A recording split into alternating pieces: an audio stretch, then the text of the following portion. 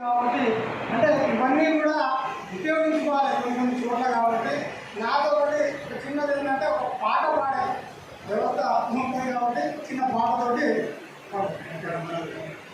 నిన్ను విడిచి ఉండాలి